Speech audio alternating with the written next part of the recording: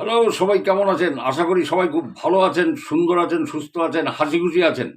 আর অশরীরী চ্যানেলের এই ঘটনাগুলো দারুণভাবে আপনারা সবাই উপভোগ করেন।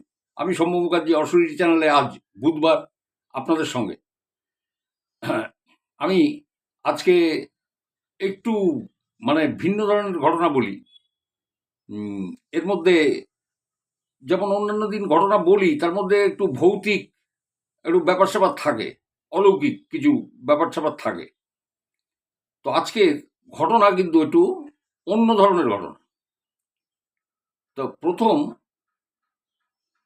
আমি একটা কথা বলি, সেদিন আমি যখন ওই বিনোদ ডাক্তারের ঘটনাটা বলেছিলাম, সুস্মিতা আকুলি সম্ভবত সিস্টার, উনি বলেছিলেন যে, "আমার কিন্তু প্রশ্নের জবাব দেবেন।" আমি দিয়েছিলাম, "হ্যাঁ, নিশ্চয়ই পড়ে থাকবেন।" ওই জন্যই আমি ঘটনাটা বলেছিলাম যে, মানে দুটোর মধ্যে পার্থক্যটা কোথায়? সত্যি ঘটনা আর আ বই পড়া ঘটনা। এবার আপনারা কোনো চ্যানেলে, কোনো জায়গাতে কোনো কিছু শুনতে পারেন। কিন্তু সেগুলো বইয়ের ঘটনা, বই পড়া ঘটনা। মানে কারোর লেখা কল্পনাপ্রসূত একটা চরিত্র, ঠিক আছে? ঠিক এইরকমভাবে সেগুলো মিউজিক-টিউজিক দিয়ে করে। ওগুলো কপিরাইট থাকে, ঠিক আছে? আমি সেসব ধরাছোঁয়ার বাইরে। কপিরাইট-টপিরাইট আমার এখানে চলবে না। হুম? তো ব্যাপারটা হলো, আমি যেটা তুলে আনি সেটা মানুষের জীবন থেকে। এক দিদিভাই বলেছেন, "আপনি বেশি বকবক করেন, তার থেকে অমুক চ্যানেল দেখা ভালো।" তা দেখুন, সেই চ্যানেল দেখুন, আমার কোনো আপত্তি নেই। আপনি স্বাধীন ভারতবর্ষের স্বাধীন নাগরিক, আপনি কি দেখবেন না দেখবেন সেটা কি আমি ঠিক করে দেবো নাকি? আপনাকে তো কেউ বলেনি এই চ্যানেলে ঢুকতে বা আসতে বা দেখতে, ঠিক আছে? উম তো আরেকজন সিস্টার লিখেছেন, "how to you funny how to you make such funny video?" তা আমি আর নামটা নিলাম না, দেখবেন আমার এই যে আগের ভিডিওটাতে আছে। উনি কমেন্ট করেছেন। তো এটা আপনার কাছে ফানি হলো? তা আমি বলি, ফানি ভিডিও দেখবেন না। আপনি একটু তির্যক করে লিখেছেন। আমি জানি যে একটু ইয়ে করে দিই, লাভ নেই কিছু। কিছু লাভ নেই। আজকে যেটা আপনি আনন্দ করে লিখছেন, কালকে সেটা কিন্তু আপনার কাছে নিরানন্দ হয়ে যেতে পারে। আজকে ১০ বছর এই নেগেটিভ এনার্জি নিয়ে আমি কথা বলছি বা ঘটনা আপনাদের শোনাই। তাই পাওয়ারটা কার কোথায় কি আছে না আছে আপনি তো জানেন না। আচমকা এই সমস্ত আলটপকা মন্তব্য ভালো না লাগলে নিশ্চয়ই লিখবেন ভালো লাগছে না। কিন্তু কটু মন্তব্য একদম করবেন না। এগুলো ঠিক নয়, উচিত নয়। আমি অনেক চ্যানেল দেখি, আমি কিন্তু কোথাও কটু মন্তব্য করি না। আমি ট্রাভেল ব্লগগুলো দেখি, খেলাধুলো দেখি, আ পার্সোনাল লাইফ বা ফুডিং ব্লগ-ট্লগ এগুলো আমি দেখি না। তো চলুন আজকে আমি ঘটনা শুরু করি। দুজনকে জবাব দেওয়ার দরকার ছিল। যে আজকে আপনি তির্যক করে এটা লিখলেন, কালকে আপনার কাছে ওটা নিরানন্দ হয়ে যেতে পারে। তো যাই হোক, চলুন ১ম ঘটনাটা আমি বলি। ১ম ঘটনাটা এই শর্মিষ্ঠা চৌধুরী সিস্টার আমাকে পাঠিয়েছেন। ওনার মেজ দেওরের একটা ঘটনা। ওনার মেজ দেওর নাম হচ্ছে সুভাষিস বাবু। এই সুভাষিস বাবু লোকনাথ বাবার প্রচণ্ড ভক্ত। বুঝতে পারলেন? লোকনাথ বাবা প্রচণ্ড ভক্ত। ভক্ত আমিও। এবং আপনারা যারা শুনছেন তাদের মধ্যেও অনেকে আছেন যে ভক্ত বা কখনো জল ঢালতে গেছেন, অথবা জল না ঢালুন সেই লোকনাথ বাবার সেই কচুয়া ধাম বা চাকলাতে গেছেন। এরকম অনেকে আছেন, অনেকে মানেন। কারুর বাড়িতে আবার এই লোকনাথ জন্মোৎসব পালিতও হয়। তো অত ভক্ত সমাগম দেখেছি, কিছু তো একটা ব্যাপার আছেই ভাই। আমিও তো বিশ্বাস করি। আমি তো তার ছবি-টবি বাঁধিয়ে রেখেছি এবং আমার এখানে বাড়িতে তার মাটির মূর্তি আছে। আমি কৃষ্ণনগর থেকে নিয়ে এসেছিলাম। তো যাই হোক, সেই সুভাষিস বাবু লোকনাথ বাবার খুব ভক্ত। সেই ডনে মনে জলে জঙ্গলে যেখানে ডাকিবে আমাকে পাইবে। তাই সুভাষিস বাবু বোধহয় বছর ৩ আগের ঘটনা। উনি গেছেন, ওনার বন্ধু সার্কেলটা খুব বড়। তো উনি গেছেন ওই ওনার এক বন্ধুর বিবাহবার্ষিকী ছিল। সেই বিবাহবার্ষিকীটা অ্যাটেন্ড করতে গেছে ইছাপুরে। রাত্রিরে ছিল অনুষ্ঠানটা। এইবারে বন্ধু-বান্ধব সব এসছে, তো সবার সাথে গল্প করতে অনেকটা রাত হয়ে গেছে। এবারে সুভাষিস বাবুর বন্ধু, যার বিবাহবার্ষিকী, সে বলছে, "সুভাষিস তুই থেকে যা। রাত্রে তুই যাস না। ট্রেন পাবি না।" বলল, "না, না, আমি লাস্ট ট্রেন পেয়ে যাবো।" কারণ তাদের ওখানে ঘরের সংখ্যা বেশি নয়। হুম? মানে আত্মীয় স্বজন দু একজন আছে, তো ফলে সেখানে থাকাটা শ্রেয় নয়। তা বললো না না, আমি ঠিক পেয়ে যাব, আমি বাইরে বেরিয়ে যদি রিক্সা পাই রিক্সা ধরে নেবো, আমি লাস্ট ট্রেন পেয়ে যাবো। তো কিছু বারণ শুনলো না। তা উনি বেরিয়ে চলে এসছেন। বেরিয়ে চলে এসে রাস্তায় দেখেছেন একটা রিক্সা, সাইকেল রিক্সা। তো সেই সাইকেল রিক্সাকে জিজ্ঞাসা করেছেন, হ্যাঁ ভাই, এই ইছাপুর স্টেশন যাবে? তো স্টেশনে তো লোকটা বলছে, না যাবো না, অনেক রাত হয়ে গেছে, যাবো না। তো উনি পায়ে হেঁটে জোরে জোরে পা চালিয়ে এসে তো ইছাপুর স্টেশনে পৌঁছলেন। পৌঁছে টিকিট কাউন্টারে যে জিজ্ঞেস করছেন লাস্ট ট্রেন চলে গেছে, বললো হ্যাঁ সে তো চলে গেছে, তো বেশ কিছুক্ষণ আগে চলে গেছে। তা বলে তাহলে এখন উপায়? বলে উপায় এখন কয়েক ঘন্টা ওই বসে থাকুন বেঞ্চে, ওয়েট করুন সকাল হোক। উনি ওই বেঞ্চে বসে আছেন। বসে থেকে উনি লোকনাথ বাবাকে ডাকছেন যে বাবা, আমাকে মানে এই এতক্ষণ আমাকে বসে থাকতে হবে এই ইয়েতে, আমি যে তোমাকে সবসময় ডাকি, তা আমাকে একটু পার করো, একটা উপায় টুপায় একটা কিছু বাতলাও। তো এইভাবে বসে আছেন, বোধহয় মিনিট 10 বাদে একটা অ্যানাউন্সমেন্ট হলো যে ডাউন শিয়ালদা লোকাল ওই 1 নম্বর প্ল্যাটফর্ম বা যেখানে যে প্ল্যাটফর্মে উনি বসেছিলেন ওখানে ঢুকছে। এবার বলুন, তখন লাস্ট ট্রেন চলে গেছে, তাহলে ডাউন শিয়ালদা লোকাল কোথা থেকে আসবে? উনি খানিকটা অবাক হয়ে গেলেন। এবং ট্রেনে যখন ট্রেনটা আসলো, ট্রেনে উনি উঠলেন, তখন উনি জানতে পারলেন যে এই ট্রেনটা কোনো একটা স্টেশনে ব্রেকডাউন হয়ে গেছিল। ইছাপুর থেকে আগের আরো কোনো স্টেশনে এটা ব্রেকডাউন ছিল। এখন দেখুন, রেল তো আর তার ট্র্যাকের পরে ট্রেন দাঁড় করিয়ে রাখতে পারবে না, ট্রেন তো সবসময় রান করাতে হবে, তাহলে তো ট্র্যাক জ্যাম হয়ে যাবে, আরো মেইন লাইন। তো যেহেতু ওই ট্রেনটা ব্রেকডাউন হয়েছিল, সারাইয়ের পরে ট্রেনটাকে শিয়ালদায় পাঠাতে হবে, ডাউনে ডাউনে ছেড়ে দিয়েছে, এবং উনি কিন্তু ট্রেনটা পেয়ে গেছেন। তো উনি যখন বাড়ি পৌঁছলেন তখন 1:30 বাজে। তা সিস্টার আর সিস্টারের হাজবেন্ড বোধহয় ঘরে শুয়েছিলেন, তখন ওনারা ব্যারাকপুরে থাকেন। তা ব্যারাকপুরে বাড়িতে দরজায় ধাক্কা দিয়েছে। তো উঠে বলছেন, আরে, ওর দাদা বলছেন যে সুভাষবাবু, দাদা বলছেন, আরে তুই তো, আমি ভাবলাম তুই তো বোধহয় থাকবি ওখানে, থাকার কথা। বললো না না। পরের দিন সবাইকে এই ঘটনাটা বলেন যে এরকম এরকম ঘটনা হয়েছে, আমি লোকনাথ বাবুকে খুব ডেকেছি এবং ট্রেনটা আমি এইভাবে পেয়ে গেছি। মানে চিন্তা করুন কিভাবে ট্রেনটা এগুলো। আসলে ব্যাপারটা হলো কি জানেন তো, বিশ্বাসে মিলায় বস্তু তর্কে বহুদূর। মানে যার যেটা বিশ্বাস, আমরা দেবদি যে ভক্তি রাখি, আমি তো অন্তত রাখি, বুঝতে পারলেন, আমি অন্তত রাখি। মানে দেখুন, কোথাও মনে করি লোকনাথ বাবা হোক, মা মনসা হোক, তারামা হোক, মা বিপত্তারিণী চণ্ডী হোক, মহাদেব হোক, একটা সুপ্রিম পাওয়ার কিছু আছে, বুঝলেন। এবং তাকে ভক্তিভরে ডাকলে মানে কিছু তো অন্তত রাহত তো হয়, এটা তো ঠিক। এটা হয়তো আপনারা অনেকে পেয়েছেন। তা আমি এই যে ঘটনা আপনাদের বলতে বলেছি, খুব গা জ্বালা করছে, গরম লাগছে, কারণ এসিটা খারাপ হয়ে আছে, সেই লাগিয়ে দিয়ে গেছে মিটারটা। আজ আসি কাল আসি, দেখি আজকে আসে নাকি। আজকে আসার কথা, কোথা থেকে লিক হয়েছে আমি জানি না, কারণ এই ধরনের ঘটনা বলতে গেলে না সোয়েটিং হয়, আর আমাকে এসি চালিয়ে বসতে হয়, আমি পারি না, তা নাহলে গা ঘামতে থাকে অসহ্যভাবে। চলুন আমি পরের ঘটনা বলি। এই পরের ঘটনাটা আমাকে কে পাঠিয়েছে, কোথার থেকে পাঠিয়েছে, এসব কিন্তু আমি কিছু বলবো না, ঠিক আছে? কোনো দরকার নেই, নো নিড। খালি ঘটনাটা শুনুন। এই ঘটনাটা কিন্তু কোনো ভৌতিক ঘটনা না, খুব আশ্চর্যজনক ঘটনা। এবং ঘটনাটা শুনে আপনাদের কাছে আমার একটা করজোড়ে একটা নিবেদন আছে। এই ঘটনা শুনে বিশ্বাস করবেন না, ঠিক আছে, ভালো, বিশ্বাস করতে আমারও কষ্ট হয়, কিন্তু কোনো কেউ কটু মন্তব্য করবেন না, কারণ এটা একটা ভিন্ন ধরনের ঘটনা। এবং আমি যার থেকে শুনেছি এতটাই অথেন্টিক এবং এতটাই রুচিশীলা শিক্ষিতা যে আমি তাকে কিন্তু মনে প্রাণে তার কথাগুলো আমি শুনি এবং বিশ্বাস করি। তো যাই হোক, সেই জন্য আমি পরিচয় দিচ্ছি না, আপনারা খালি ঘটনাটা শুনবেন। ঘটনাটা হচ্ছে, জমিদার বাড়ি তখন অবিভক্ত মেদিনীপুর, হুম তখন তো আর পূর্ব পশ্চিম এগুলো হয়নি। এখন বর্তমানে সেটা পশ্চিম মেদিনীপুরের ওই ইয়েতে পড়ে। তা এটা হচ্ছে সেই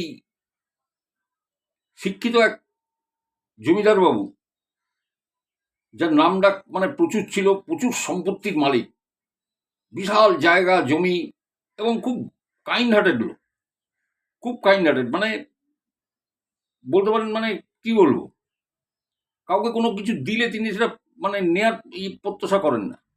এবং তিনি তার মৃত্যুর আগে তার বাড়ির যে কর্মচারী যারা কাজ করত, যারা করতো, তাদের কিন্তু তিনি জমিদান করে গেছেন এবং তাদের সেটেল করে গেছে, তাই ঘটনাটা বলেছিলেন এই জমিদারের যিনি গৃহিণী, তিনি আজকে কারোর ঠাকুমা, ঠিক আছে? সেই ঠাকুমার মুখে নাতনি ঘটনাটা শোনে।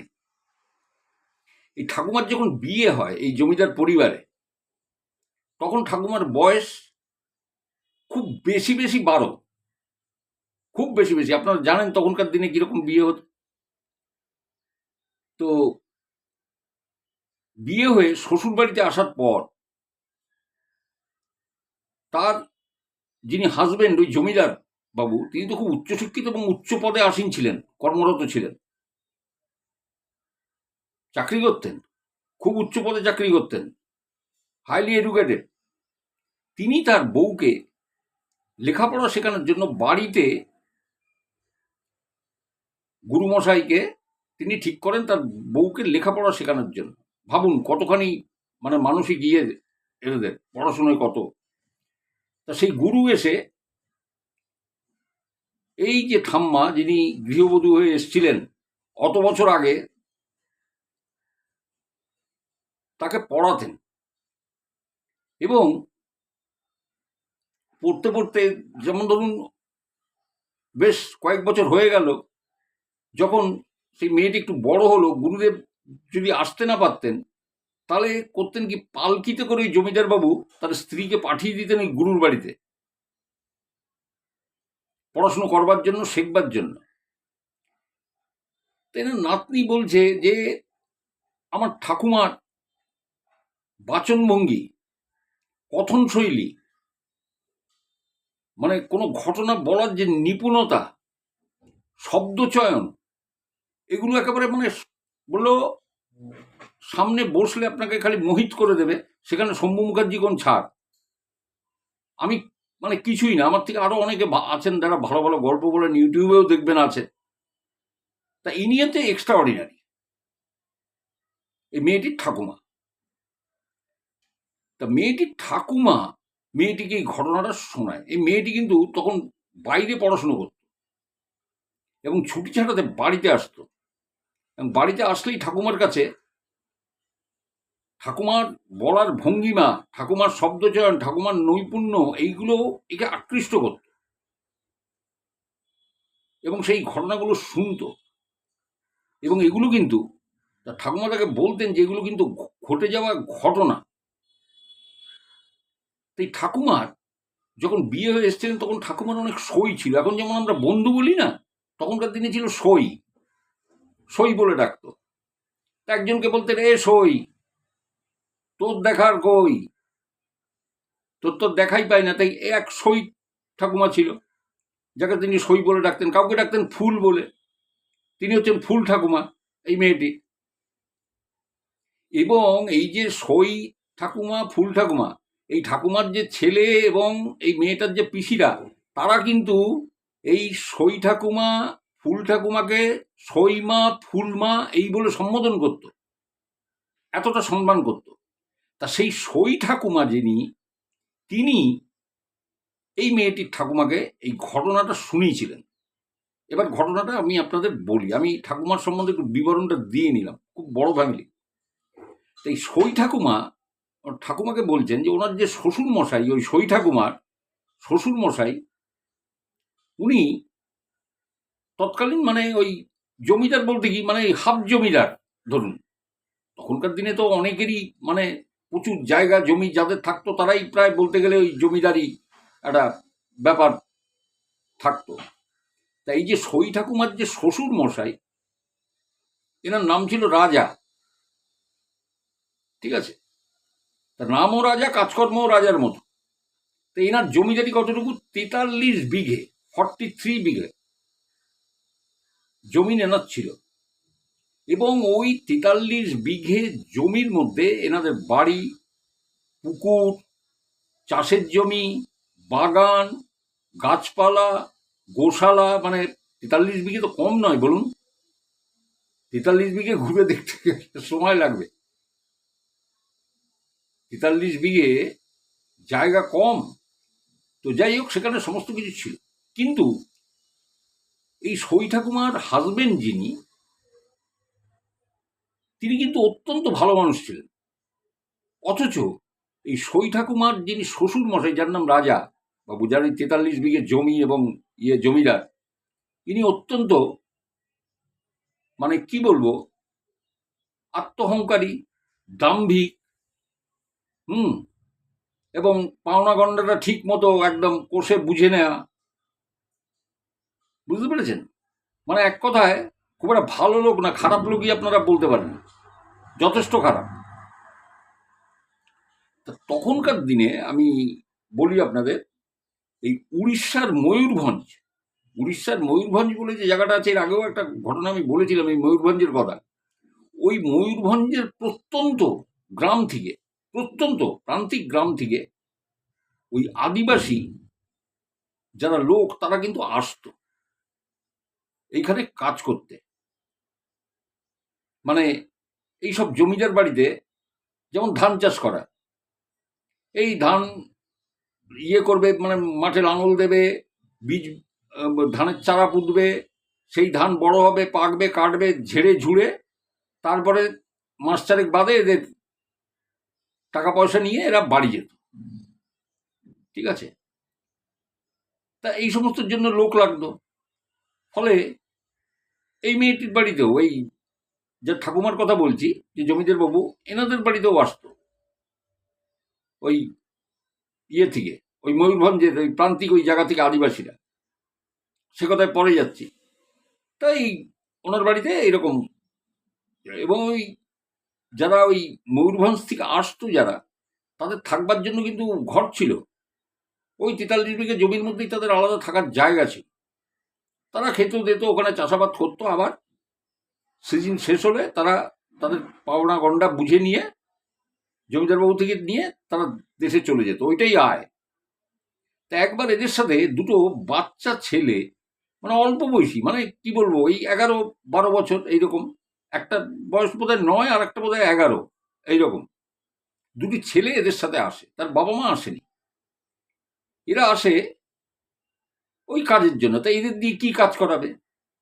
এরা তো অল্প বয়সী ছেলে। তা এদের এই গরু বাঘালের কাজে রাখা হলো। গরু বাঘাল মানে জানেন, ওই যেটাকে আমরা রাখাল বলি, মানে গরু চড়ানো, ওখানে ভাষায় করো গরু বাঘাল। তা গরু বাঘালের কাজে এদের রাখা হলো। যে ঠিক আছে, বাড়িতে তো এত বড় গোশালা, গরুগুলোকে তো চড়াতে যেতে হয়, গরুর খাবার দিতে হয়, করতে হয়, তাহলে এরা এই কাজে নিযুক্ত হোক। তো সেই কাজ ওই ছেলে দুটো করতে লাগলো। কারণ তার বাবা মা সেই ময়ূরভঞ্জের সেই প্রান্তিক পড়ে থাকে, তারা আসেনি। দুটো বাচ্চা, তারা এদের সাথে এসছে, পাঠিয়ে দিয়েছে এদের সাথে, অন্যান্য লোকেদের সাথে। তারা কেউ চাষের কাজ করে, হ্যাঁ, কেউ হয়তো বাগানের কাজ করে, যে জমিদার বাড়ির যে বিশাল বাগান আছে, বাগানের কাজ করে, এরকম নানা রকম। কেউ পুকুরের মাছ ছানা টানা এইগুলো দেখাশোনা করে। তো বিভিন্ন রকমের কাজ থাকে। তা এই দুটি ছেলের পরে দায়িত্ব পড়লো ওই গরু বাঘালির কাজ। গরু চড়াতে নিয়ে যাবে, আবার ঠিক টাইমে গরুকে নিয়ে আসবে, নিয়ে এসে আবার গোয়াল ঘরে রাখবে, সময় মতো খেতে দেয়, এই আর কি যেটা কাজটা। তাই দুই ভাই তাই করতো, বুঝলেন? তো এবারে এরা এই যে গরুটা চড়াতে যেত, জমিদার বাড়ির বাইরে তো আর যেত না, ওই 43 বিঘের মধ্যে এরা গরুটা চড়াতো। ওই 43 বিঘের মধ্যে এরা গরুটা চড়াতো। এবার 43 বিঘা তো কম জায়গা না, বলুন, ওটা কভার করা মুশকিল। তো একবার এই দুটো ছেলে, এই বাচ্চা বাচ্চা দুটো ছেলে আদিবাসী, তারা গরু চড়াতে চড়াতে একটা দিকে গেছে। সেদিকটা তো কোনোদিন যায়নি, ওই 43 বিঘের মধ্যে। সেই দিকটায় গরুগুলোকে নিয়ে গেছে। নিজে দেখছে যে কোনো এক জায়গায় একটা বিশাল উঁচু মাটির ঢিবি, যেমন নাকি ওই উইয়ের ঢিবি দেখেছেন, উই পোকার ঢিবি করে সেই বিশাল পাহাড়ের মতো, ওই রকম উঁচু মাটির ঢিবি, তার পাশে বড় গাছ একটা। ঠিক আছে, তা ছেলে দুটো বলল, এরা কিন্তু দুই ভাই, এক মার পেটের দুই ভাই, একটি বড়, একটি তার থেকে বোধ হয় 2-1 বছরের ছোট। তা বলছে, এই এই জায়গাটা তো কোনোদিন আসিনি আমরা, ওইখানে একটা ঢিবির মতো চল তো দিকে। তো সেই ঢিবির মতো জায়গার দিকে তো গেছে। এইবারে সেই ঢিবির মতো জায়গাটায় গিয়ে ওখানে দেখছে যে ওই ঝোপঝাড় রয়েছে, সেখানে বনকুলের গাছ হয়ে আছে ওই ঢিবিটার কাছে। বনকুল এরকম এরকম ছোট ছোট হয়, আপনারা হয়তো অনেকে দেখেছেন, আমি দেখেছি। আমি যখন ক্লাস 8-এ পড়তাম, এই বাগজোলা খালের সামনে যেতাম, ওই বনকুল পাড়তে, খালের পাশ থেকে হয়ে থাকতো। ওই কুল গাছের পাতার মধ্যেই দেখতে ছোট ছোট গাছ হয়। তা এরা ওই বনকুল ওখান থেকে তুলে তুলে ওখান থেকে খাচ্ছে, বুঝতে পেরেছেন?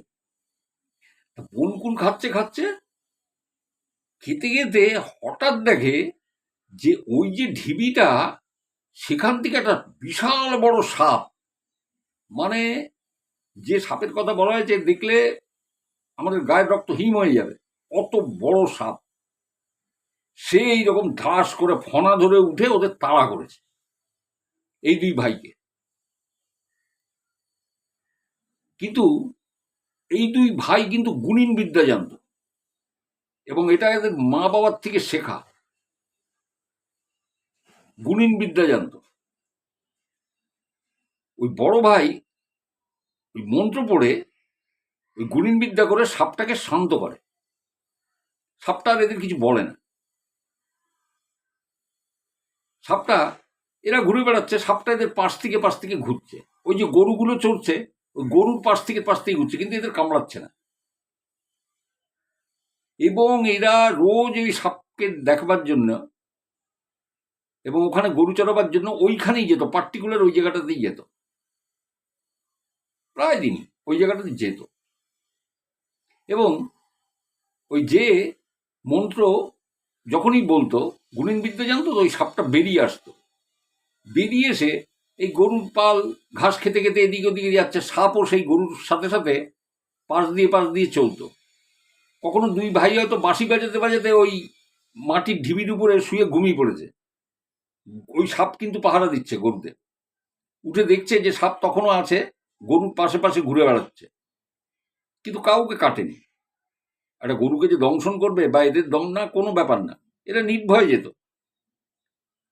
তো এই জমিদার বাড়ির এই যে রাজাবাবু, এই সই ঠাকুমার শ্বশুরের যে জমিদারি, সেখানে একটা লোক বোধহয় কর্মচারী ছিল। সে কি ধরনের কাজ করতো সেটা ঠাকুমা বলতে পারেনি পরিষ্কার, তবে তার গোটা 15 গরু ছিল, তো এই গোটা 15 গরু লোকটা ঠিক করলো, এই যে গরু বাঘালি দুটো আছে, হ্যাঁ, জমিদার বাবুর বাড়িতে, তা আমার এই 15-20টা গরু যদি 15টা গরু যদি এদের সাথে পাঠিয়ে দিই আমি, তাহলে এরাই চড়িয়ে নিয়ে আসবে, আমার গরুর দেখভাল হবে। এই কথা মনে করে ও একবার করেছে কি, ওই গরু বাঘালি ছেলে দুটো তারা গরু নিয়ে ওই উঁচু ঢিবিটার দিকে ওই দিকে যাচ্ছে। আর এই জমিদার বাড়ির এই কর্মচারী, সেও তার পিছনে গরু নিয়ে ওদের পিছু নিয়েছে, যে ওদের হাতে গরুগুলোকে দিয়ে আসবে, যে তোর একটু চড়ি দিস রোজ এই গরুগুলোর সাথে, এই বলবার জন্য যাবে। কিছুটা গিয়ে দেখতে পাচ্ছে ওরা উঁচু ঢিবির কাছে পৌঁছে ওই দূর থেকে গরু নিয়ে দেখছে যে একটা বিশাল বড় সাপ ওখান থেকে বেরিয়ে এলো, বেরিয়ে এসে এই ছেলেটাদের পাশ থেকে ঘোরাফেরি করছে সাপটা। এই দুই যে ভাই, এই দুই ভাইয়ের পাশ থেকে চলাফেরা করছে, দেখছে যে গরুগুলো যে চড়ছে, গরুর এত বড় সাপ যে চোখে বেশ কিছুটা দূর থেকে কিন্তু উনি লক্ষ্য করছেন, পরিষ্কার দেখা যাচ্ছে সাপটাকে, যে গরু যেখানে চড়ছে তার পাশ দিয়ে সাপ যাচ্ছে, অথচ এদের কামড়াচ্ছে না, কিছু করছে না, না গরুকে কামড় দিচ্ছে। এটা উনি দেখেছেন। উনি করলেন কি, আর গরু নিয়ে ওই গরু বাগালি দুটো ভাইকে ডাকলেন না, গরু নিয়ে ফিরে চলে গেলেন, বলে ব্যাপারটা আমাকে দেখতে হবে। এইবারে উনি গরু ছাড়া এদের ফলো করা শুরু করলেন, এই দুই ভাইকে, এবং 6-7 দিন ধরে উনি একই দৃশ্য দেখেছেন, যে এরা গরু নিয়ে ওই ঢিপিটার কাছে যায়, ওখানে গরুটা চড়ায়, সেখান থেকে একটা বড় সাপ বেরিয়ে আসে। এরা দুজন গেলে পরে এবং সেই সাপটা এই গরুগুলোকে পাহারা দেয় এবং এদের কিন্তু কামড়ায় না। এ করেছে কি এই লোকটা, মানে বদমাইশ গোছের লোক তো, একে তো জমিদার, মানে পাক্কা বদমাইশ যে জমিদার। হ্যাঁ, এ হচ্ছে মানে মানে আমার আপনার কল্যাণ সমিতি হলেই হলো, আর কাউকে দরকার নেই আমার। তো এই যে লোকটা গিয়ে জমিদারের কানে এইটা খবরটা দিয়েছে যে এই কিন্তু ব্যাপার, এরকম এরকম দেখেছি। একদম আমি একদিন না রাজাবাবু, আমি কিন্তু 5-7 দিন এদের ফলো করেছি। আমি ভেবেছিলাম আমার গরুগুলো এদের দিয়ে চড়াতে নিয়ে যাব, কিন্তু আমি এই দৃশ্য দেখেছি। বলে তাই? বলে হ্যাঁ। তা সেদিন তো সেই গরু বাগালি 2 ভাই, তারা গরু টরু চড়িয়ে স্নান টান করে খাওয়া দাওয়া করেছে। এর মধ্যে জমিদার বাবু ডেকে পাঠিয়েছে। তো জমিদার বাবু যখন ডেকে পাঠিয়েছে তখন এই 2 ভাই গেছে। তখন জমিদার বাবু বলছে যে তোরা ওই ঢিবির ওইখানে, সেই জায়গাটার নামটা বলেছে, ওরা তো সব জায়গার নাম জানে না, জমিদার বাবু জানে। ওই ঢিবির ওখানে যে গাছ আছে ওইখানে তোরা গরু চড়াতে যাস? তখন বলছে হ্যাঁ। তারপরে ওইখানে তোরা রোজ যাস? বলছে হ্যাঁ, রোজ যাই। তারপর যে ওখানে একটা সাপ আছে বড়, সেই সাপটা বেরিয়ে আসে তোদের দেখলে, তারপরে গরুগুলোকে নাকি পাহারা দেয়, তোদের চারপাশ থেকে ঘোরাফেরা করে, কিন্তু তোদের কাটে না, খুব বিষাক্ত সাপ। তোরা বলছে হ্যাঁ আছে, তো ওখানে সাপ আছে। তখন ওই বড় ভাই বলেছে যে ওই সাপটা, এদের 10-11 বছর বয়স, তা বলছে ওই সাপটা খুব সৌভাগ্যের প্রতীক। ওই সাপটা খুব সৌভাগ্যের প্রতীক। আর এরা তুই তো কাটি করে কথা বলে, আদিবাসী তো, প্রত্যন্ত এলাকার, এদের ভাষায় এরা তুই তো কারি বলে। বলে জমিদার বাবু, তোর ওখানে ওই যে সাপটা আছে না, ও কিন্তু খুব সৌভাগ্য, তোর খুব সৌভাগ্য যে ওই সাপ আছে। তোর এই জমিদারি ফুলে ফেপে উঠেছে এবং যতদিন থাকবে কোনো তোর ক্ষতি হবে না। এবার আমি তো বলেছি খুব লোভী, এবং সেই সোনার ডিম পাড়া হাঁসের সেই পেট কেটে নেওয়ার মতো ঘটনা। এবার ওই সাপ জমিদার বাবুর চাই। কেন? ওদের মুখে শুনেছে এটা সৌভাগ্যের প্রতীক, তার জন্য নাকি এত মানে সবকিছু ঠিকঠাক চলছে, এত ভালো হচ্ছে, ফুলে ফেপে উঠছে জমিদারি। তা বলছি সাপটা আমাকে ধরে দিবি তোরা। তখন বলছে এই জমিদার, তুই কি বলছিস? ওই সাপ আমরা ধরে দেব? ও ধরতে গেলে তোমাদের কামড়ে দেবে। তারপরে না, তোদের তো কামড়ায় না। বলে না, আমাদের কামড়ায় না, কারণ আমরা ওকে ধরতে যাই না, কিন্তু ধরতে গেলেই ও কামড় দেবে, সেটা আমরা খুব ভালো করে জানি। তখন বলছে জমিদার, বলছে না, আমি ওসব কোনো কথা শুনবো না। ওই সাপটা যখন এত সৌভাগ্যের ইয়ে, তখন তুই সাপটাকে তোরা ধরে দিবি, আমি সাপটাকে আলাদা জায়গায় আমি রেখে দেবো। মানে উনি কোনো জায়গায় সংরক্ষণ করবেন, তাকে খেতে টেতে দেবেন, তাহলে তার আরো ধন সম্পত্তি বৃদ্ধি পাবে। ঠিক এইরকম একটা লোভ ছিল না, বললাম প্রচন্ড লোভী। তো যাই হোক, এইবারে সেই ছেলে দুটো বলছে না, আমরা এ কাজ পারবো না জমিদার, ও সাপ আমাদের কামড়ে দিবে, আর কামড়ে দিলে আমরা মরে যাব। এবার জমিদারের ব্যাপারটা হচ্ছে যে তোরা চুনে যা, মরে যা, তোরা মরে যা, আমার দরকার নেই, সাপ আমাকে ধরে দিবি। কোনো কথাই শুনবে না। ছেলে দুটো পড়েছে বিপদে। এবার শুনুন, এই ঘটনা যে হচ্ছে না, যারা এই ছেলে দুটোকে চিনত, যাদের সাথে ছেলেরা এসছিল, ওই ছেলে দুটো, ওই ময়ূরভঞ্জের ওই আদিবাসী লোকেরা, তারাও কিন্তু এইগুলো শুনছিল এবং জানে তারা। এই কথোপকথন তারা যখন হচ্ছে তখন তারাও কিন্তু শুনেছে যে এই সাপটা ধরে দিতে বলছে। তারা কিছুতেই রাজি না। ছেলে দুটো পড়লো বিপদে। ছেলে দুটো বললো এই জমিদার তো খুব বদমাইশ লোক, কারণ তারা পরিষ্কারভাবে জানে যে ওই সাপ না দিলে এ তাদের খেতেও দেবে না, এই জমিদার টাকা পয়সাও দেবে না, খাবারও দেবে না, খেতেও দেবে না, টাকা পয়সাও দেবে না। তাহলে তারা করবে কি? তারা যাদের সাথে এসছিল, যারা ধান চাষ করছে বা বাগানের কাজ টাজ করছে, তাদের তো কাজ শেষ হতে এখন 2-3 মাস। তাহলে টাকা পয়সা না নিয়ে, বাবা মা একা আছে, অভাবে সংসার, যদি কিছু পয়সা করি না নিয়ে যেতে পারি, কিন্তু জমিদারকে এতবার বলা সত্ত্বেও ছেলে দুটো, জমিদার কিন্তু বলছে না, ওই সাপ আমাকে ধরে দিতেই হবে। তো সোর ধরে দিতে হবে। তখন ছেলেটা বলল, ঠিক আছে জমিদার, তুই যখন বলছিস ধরে দেব, কিন্তু একটা শর্ত আছে আমার। তখন বলছে, কি শর্ত? বলছে যে সাপ যখন আমাদের কামড়াবে আমরা তো মরে যাব, বিষাক্ত সাপ, আমরা চিনি ওই সাপ। তা আমরা মরে গেলে আমাদের কিন্তু পোড়ানো যাবে না এই দেহ, বা মাটির নিচে কবরও দেয়া যাবে না। তারপরে তাহলে কি করতে হবে? বলে ওই যে উত্তরের দিকে দুটো বড় গাছ আছে, বিশাল দুটো গাছ, ওই দুটো গাছের মাঝখানে, উত্তরের দিকে দুটো গাছের মাঝখানে আমাদের শুইয়ে রেখে দিবি, কিন্তু আমাদের পোড়াতে পারবি না।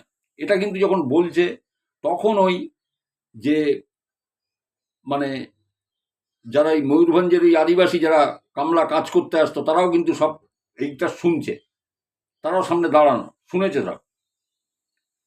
তাহলে বল, তুই যদি সত্যে রাজি থাকিস, তাহলে আমরা চেষ্টা করে দেখতে পারি সাপটা ধরার। কিন্তু আমি জানি ধরতে গেলেই কাটবে, মেরে দেবে সাপ আমাদের। এমনি আমাদের পাশ থেকে ঘোরে, খেলা করে বেড়ায়, আমাদের কিছু বলে না, আমরা ধরি না, তাই ধরতে গেলেই মেরে দেবে। তা বলছে, ঠিক আছে তোরা ধর, তো তারপর দেখা যাবে। যদি তোদের মেরেই দেয় আমি তাই করব। ওই উত্তর দিকের গাছে ওই দুপাশে আমি শুইয়ে রেখে দেবো, দুটো গাছের মাঝখানে। রাজি তো হয়েছে। এইবারে তখন বোধহয় বেলা 2:30-3টে হবে, বুঝলেন তো, যে সময়কার ঘটনাটা। তো ওই দুই ভাই ওই সাপটা ধরতে যাচ্ছে। তখন বড় ভাই ছোট ভাইকে বলছে যে, শোন, তুই কিন্তু সাপ ধরবি না, সাপটা ধরবো আমি, আমাকে কামড়াবে এবং আমি জানি আমি মরেও যাব।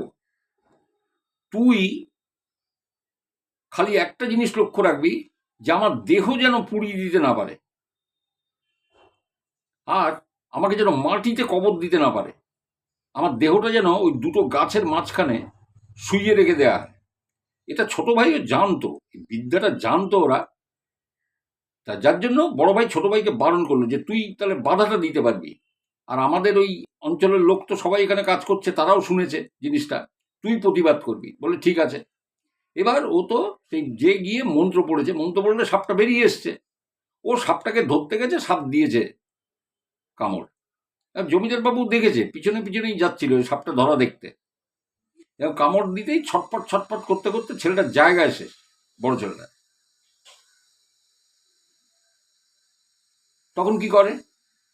তখন জমিদার বলছে, দেখুন কত বড় স্বার্থপর, সাপটা যখন আর ধরা গেল তখন বলছে যে, এই এখানে একটা ওই খোঁড়, মাটি খুঁড়ে কাঠ ফাটের চিতা সাজিয়ে একে পুড়িয়ে দে, একে জ্বালিয়ে দে। তখন ওই ছোট ছেলে রুখে দাঁড়িয়েছে, ছোট ভাই।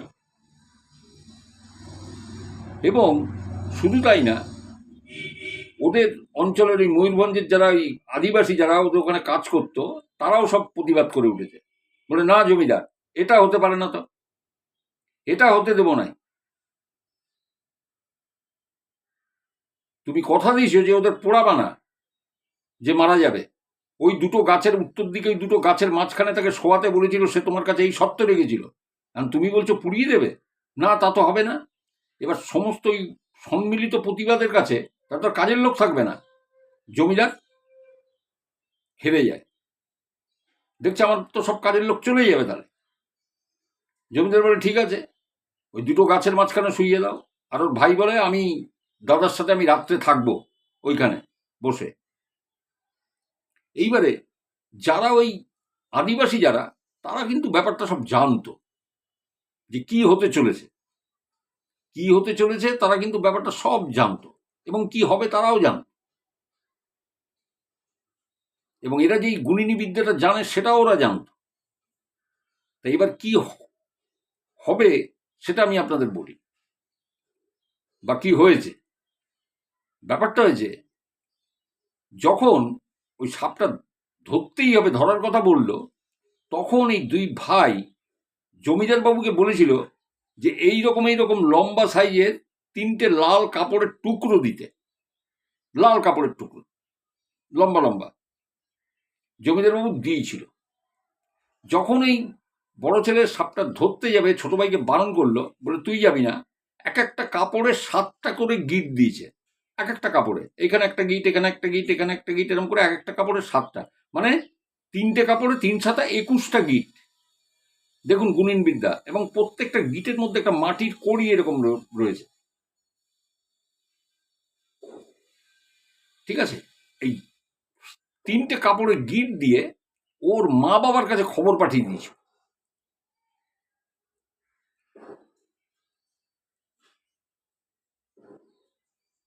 ঠিক আছে, এবার দেখুন পরদিন সকাল হলে কি হবে, ওই ওরা কিন্তু জানে।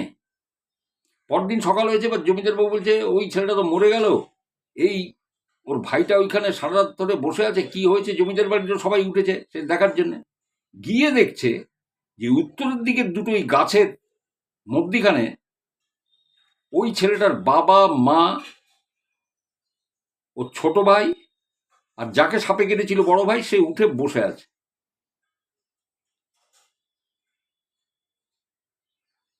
তখন ওর বাবার মা, ওই ছেলেটার, ওই বাচ্চা ছেলে দুটোর বাবার মা, মানে ওই জমিদারকে ধরে বলছে যে তুই কেমন লোক, মানে ওদের ভাষায় বলছে যে কেমন লোক, তুই আমার এতটুকু দুধের ছেলেকে তুই ওই বিষাক্ত সাপের কে ধরতে বলেছিস, ছেড়ে দিতে বলেছিস। হ্যাঁ, সাপ ধরে তোকে দেবে, তো সৌভাগ্য ফিরবে। হ্যাঁ, ভাগ্যি ভালো আমি ঠিক সময় খবর পেয়েছিলাম, আমার ছেলে আমাকে খবর দিতে পেরেছিল। তখন কৌতূহল হলো জমিদার বাড়ির রাজসভার বা জমিদার, বললো তাহলে তোমাদের খবর, তোমরা খবর পেলে কি করে। বলতি জানিস না যে আমরা গুণিন বিদ্যা জানি, আমার ছেলে জানে, খবর তো সেই পাঠিয়েছে। আমি ওর বাবা যদি বাইরে থাকতাম তাহলে তো আমরা খবর পেতাম না, আমার ছেলেটা মরে যেত। সন্ধেবেলায় আমরা ঘরে ঢুকে বিছানায় 3টে লাল রঙের কাপড় গিট দেওয়া দেখতে পেয়ে আমি বুঝেছি, আর তখনই আমরা রওনা হয়ে যাই। তো তুই তো আমার ছেলেকে মেরে দিতিস, আমার ছেলে দুটোকে। তুই এত নীচ, এত তুই স্বার্থপর যে তোর টাকা পয়সার জন্য তোর কোনো বাচ্চা কাচ্চার পর তোর কোনো মায়া নেই তোর। শোন, তোকে বলে যাচ্ছি, 1 পয়সা লাগবে না আমাদের। আমি এখান থেকে চলে যাচ্ছি ছেলে দুটো নিয়ে। তোর এখানে গরু রাখার কাজ করতো তো বাচ্চা ছেলে দুটো আমার, তোর এই সম্পত্তি থাকবে না, পুরো আগুনে ঝলসে যাবে তোর সবকিছু। শুনে রাখ, এই তোকে অভিশাপ দিয়ে গেলাম। তোর এত গরম, এত অহংকার, তোর তোর কাছে একটা জীবনের দাম কিছু না। তুই তো আমার ছেলেকে জ্বালিয়ে দিতে চেয়েছিলিস, তাহলে তাকে আমি কোথার থেকে ফিরে পেতাম। জমিদার চুপ করে আছে। সে ছেলে দুটোকে নিয়ে ওরকম চরম অভিশাপ দিয়ে ওরা চলে গেল। এবার শুনুন, ওই সই ঠাম্মা এই মেয়েটির ঠাম্মাকে বলছে যে পরে কিন্তু বাড়িতে আগুন লেগে গেছিল, এবং ওই রাজা, ওই যে রাজা যার নাম, ওনার শ্বশুরের নাম, তিনি কিন্তু আগুনে পুড়ে মারা গেছিল। এবং জমিদারি আস্তে আস্তে সব ধ্বংস হতে লেগেছিল, কোনো লোক কাজে আসতো না, চাষবাস শিখে উঠেছিল, পুকুরের মাছ সব মরে ভেসে যাচ্ছিল, গরুগুলো মরে, যেমন ভাবে উজাড় হয়, বুঝলেন, যেমন ভাবে উজাড় হয়ে যায় সেরকম ভাবে সমস্ত সবকিছু উজাড় হয়ে গেছে। আস্তে আস্তে জমিদারি প্রথা তো বিলোপ হয়েই গেছে আস্তে আস্তে তারপরে, কিন্তু তার আগেই ও ডিস্ট্রয় হয়ে গেছে ওই জমিদার, তার আগেই ডিস্ট্রয়। এবং শুনুন, উত্তরসূরি বলে কিছু থাকে, সেই জমিদারের হয়তো 2 ভাই, তার ছেলে, আবার তারা বিয়ে করেছে, আবার তাদের 2 ভাই, তাদের ছেলে, তাই এরম করে করে যত উত্তরসূরি হয়েছে। এখন এই 2024 সালে, 2024 সালে সেই অঞ্চলে ওই 43 বিঘের পরে 35টা উত্তরসূরি বাস করে। 35 জন, 35টা ঘর, সব শরিক, কাকার ছেলে, ও তার দাদার ছেলে, তার অমুকের ছেলে, যেরকম ভাবে আর কি, মানে ইয়েটা বাড়ে, সংসার বাড়ে, ঠিক ওই 35টা পরিবার এখন ওই 43 বিঘের পরে তারা কিন্তু ওই বাড়ি, বসত বাড়ি টাড়ি করে আছে, বা যার ভাগে যেটুকু যা জমি টমি পড়েছে এইটা নিয়ে কিন্তু আছে। আর এই যে ঠাকুমা, যে নাতিকে ঘটনা শোনাচ্ছে, ইনি তো রয়্যাল ফ্যামিলির, তা এনার হাজব্যান্ডের পার্থক্যটা দেখুন। এনার হাজব্যান্ডের কাছেও ওই ময়ূরভঞ্জের থেকে ওই প্রত্যন্ত এরিয়া থেকে মানুষ আসতো কাজ করতে। তারা জমিদার বাবু বলে অজ্ঞান, এত ভালো ব্যবহারে না। এবং জানেন, হ্যাঁ, সেই ময়ূরভঞ্জের সেই যে 25-30টা পরিবার এনার এখানে আসতো চাষাবাদের কাজে ইয়েতে, ইনি মারা যাওয়ার আগে তাদের ডেকে এনে তাদের নামে জমি তাদের লিখে দিয়ে তাদের সেটেল করে দিয়ে গেছেন। তারা এখন এখানে থাকে। তারা মোট ঘাট লোট ভাট নিয়ে তারা ওই ময়ূরভঞ্জ থেকে চলে এসে তারা এখন ওই মেদিনীপুরে থাকে, বাস করছে, এখনো বাস করছে, কারণ তাদের অভাব নাই। জমিদার বাবু তাদের যে জমি দিয়ে গেছে এই দিয়ে গেছে, তারপরেও তার নিজের ছেলের জন্য যা রেখে গেছে সেটা দেখাশুনো করবার জন্য লোকের দরকার। তাহলে বুঝতে পারছেন? তো দেখুন, লোভী মানুষ আর এ মানুষের মধ্যে না অনেক পার্থক্য হয়, অনেক পার্থক্য। কোথায় ইনি আর কোথায় উনি। তাই সই ঠাকুমা এই ঘটনাটা এই মেয়েটির ঠাকুমাকে শুনিয়েছিলেন। আমি ঘটনাটা আপনাদের শোনালাম। আজকে একদম সম্পূর্ণ ভিন্ন স্বাদের ঘটনা। আপনাদের কেমন লাগলো আপনারা জানাবেন। খুব গরমের মধ্যে বসে আমি এটা করছি, লাইটের সামনে বসে। বললে বিশ্বাস করবেন না যে দেখছেন আলো মাঝে মধ্যে এরকম নিভু হচ্ছে, কখনো একটু যেন অন্ধকার হচ্ছে, এরকম হচ্ছে, কারণ ডিস্টারবেন্স হচ্ছে। হ্যাঁ, আর প্রচণ্ড গরম লাগছে সিনথেটিক গেঞ্জি পরে। আর কি করব, পাখা ছাড়তে পারছি না। পাখা ছাড়লেও পাখার আওয়াজ ক্যাচ করে নেবে আপনাদের, বুঝলেন তো? তাই এই জন্য পাখাও ছেড়ে বসতে পারছি না। ভরপুরটা গরমে বসে আমি আপনাদের এই ঘটনাটা আমি শোনালাম। দেখি আজকে লোক আসে নাকি, সারায় নাকি, তাহলে তো ভালো। একটু শুদ্ধ মনে গল্পটা, মানে আমি ঠান্ডা মনে, একটু আমি হাই প্রেশারের মানুষ তো, এই বসে একটু মানে কানে অডিও দিয়ে বারবার এগুলো শুনতে হয়, না শুনলে বলা খুব শক্তকর ব্যাপার, খুব টাফ, খুব টাফ। যারা এই তির্যক করেন বা মজা করেন তাদের বলি করবেন না, এইখানে খুব লাগে, জানেন তো। আজকে ধরুন আপনি কারোর সাথে খারাপ ব্যবহার করবেন, ওটা কিন্তু আপনার কাছে রিটার্ন চলে যাবে।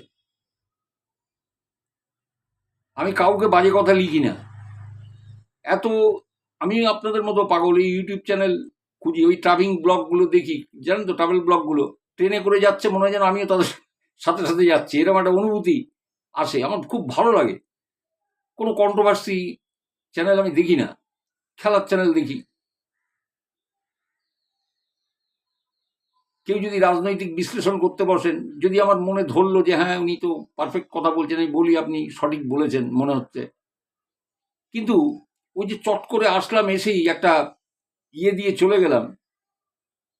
দেখুন, আজকে হয়তো আমার সময়টা খারাপ আছে, কালকে তো আপনার সময়ও খারাপ আসতে পারে। যিনি এই ধরনের কমেন্ট করছেন, আপনি জানেন না হয়তো আপনার জন্য কি অপেক্ষা করে আছে, আমি জানি না কাল আমার জন্য কি অপেক্ষা করে আছে। তাই এগুলো করবেন না প্লিজ।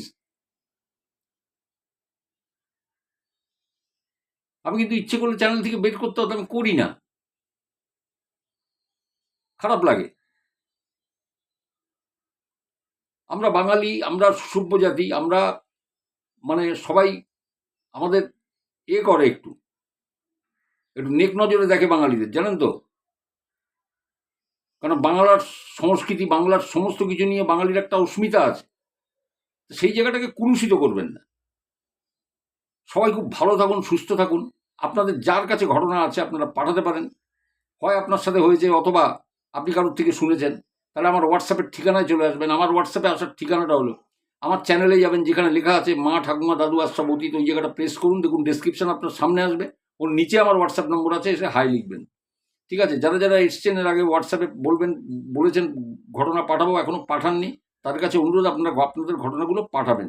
কারণ দেখুন, যদি বলার মতো হয় আমি নিশ্চয়ই বলবো। হ্যাঁ, যদি যে ঘটনা ভালো লাগবে আমি সেগুলো নিশ্চয়ই বলবো। তো তাহলে আসার আগে আবার বলি, আবার দেখা হবে নেক্সট এপিসোডে। আশা করি ততক্ষণে এটাও ঠিক হয়ে যাবে, আর এত গরমের মধ্যে আমাকে কষ্ট করতে হবে না। তো সবাই খুব ভালো থাকুন, সুস্থ থাকুন, হাসি খুশি থাকুন। আর যারা দেখুন, যদি ভালো লাগে সাবস্ক্রাইব করুন, আমি বলবো। কারণ দেখুন, কখন কোন গল্প আসে আমি তো নিজে জানি না। আর এগুলো কোনো গল্প না, এগুলো ঘটনা। আমি দেখুন সেদিনকে একটা গল্পই খালি বলেছি, আপনারা সবাই ধরে ফেলেছেন। সবাই ধরে ফেলেছেন। ওইটাই মিউজিকের সাথে একটু মানে ভয়েস মডুলেশন করে আপনারা ওইগুলোকে হয়তো শোনেন, ভালো লাগে, স্বাভাবিক ভালো লাগতেই পারে। হ্যাঁ, আর আমি একদম ভিডিওতে সরাসরি আপনাদের সামনে বসে আমি শোনাই। একটু বকবক বেশি করতে হয়, কারণ আমার বোঝাতে হয় জিনিসটা, অ্যাটমসফিয়ারটা বোঝাতে হয়, কার সাথে কার কি সম্পর্ক সেটা বোঝাতে হয়। আর গল্প পাঠ হলো একটা আলাদা জিনিস, যেগুলো আপনারা এই অডিও ভিজুয়াল শোনেন আর কি, মানে অডিও শোনেন মিউজিকের সাথে, সেটা তো মানে কোনো একটা ইয়েতে গিয়ে মানে ওটা একটা সম্পূর্ণ আলাদা, এটা সম্পূর্ণ আলাদা, এর সাথে ওর কোনো মিল নেই। ঠিক আছে? তো সবাই খুব ভালো থাকুন, সুস্থ থাকুন। আবার দেখা হবে সামনের এপিসোডে। নমস্কার।